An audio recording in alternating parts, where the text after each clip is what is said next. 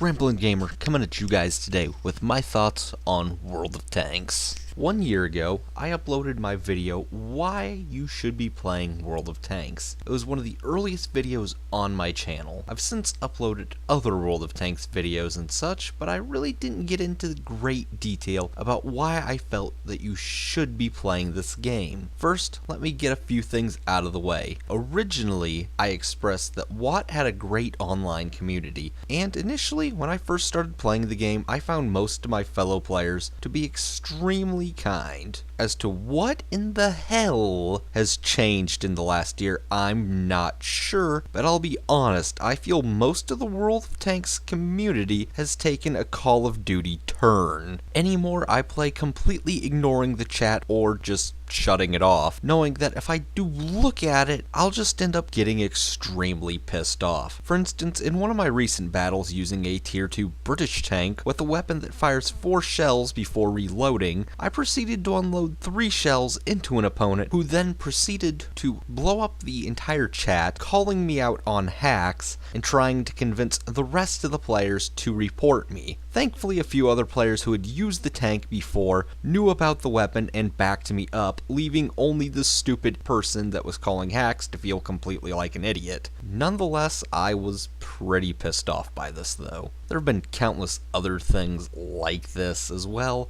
Most don't really involve me, but they still piss me off and get under my skin. These range from such things as bashing your team for not doing well, just because you ended up getting killed, which, by the way, is your own damn fault. I mean, for instance, if you're the only one going on one side of the map, don't fucking go that way. I mean, Jesus Christ, just stay back at your base and protect it from that side instead of pulling a Leroy Jenkins and just charging into the enemy by yourself. Yeah, it sucks that your team left you high and dry. It doesn't mean you need to be sitting there wailing on them. Perhaps trying to ask some of them nicely, hey, can I get some goddamn backup over here? Instead of bitching them out, might do the trick. So with my own bitching out of the way, let's talk about why I actually like this game. First up, and this is a big one, the game is free. See, this is a really big selling point for me. See what I did there? Wink wink. Had this game not been free, I would have totally ignored it. However, seeing as it was free, I gave it a shot. And since then, I've probably spent close to 70 or 75 bucks on this game just in premiums, and that's not counting buying premium tanks. Hell, this Christmas I bought an additional 30 Grod slots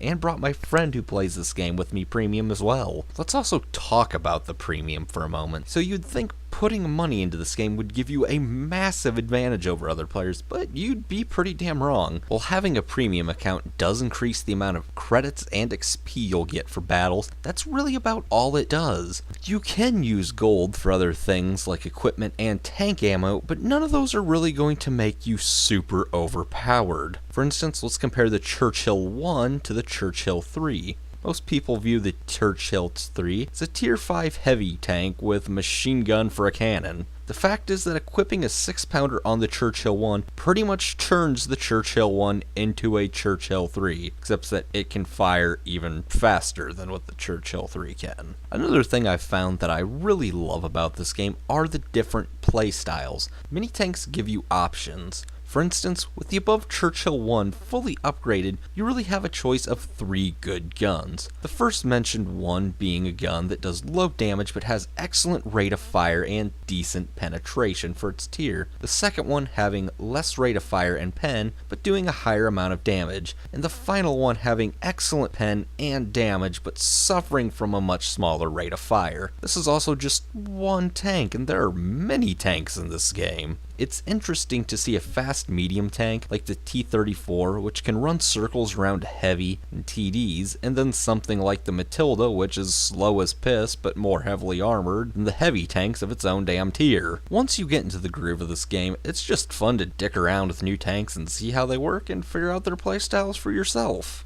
Tier progression is another thing I found that I really do enjoy about this game, though for me it's not about progressing that I actually enjoy. I've decided not to play this game over Tier 5. Tier 5 is where I feel comfortable playing the game, and it's just what I like to do. It's one of the most popular tiers, and since the game doesn't do stupid things like pairing Tier 10s up with Tier 5s, you never have to worry about being truly screwed. unless you're in a B1, then everything's going to kill you. It's always fun to play as one of the many shitty tier 4 vehicles, like the B1, end up in a tier 6 match, but still do fairly well for yourself, unless you're in the B1. One of the main reasons I've continued to play World of Tanks and not some other game is because I truly do enjoy this game. A lot of frustration can end up coming out of it, though I'd say that could easily be the case for any game, especially when you're playing online. Anyway guys, I hope you've enjoyed this video. If you did, be sure to click on that like button. It helps me out a great deal, and let me know if you want to see more things like this.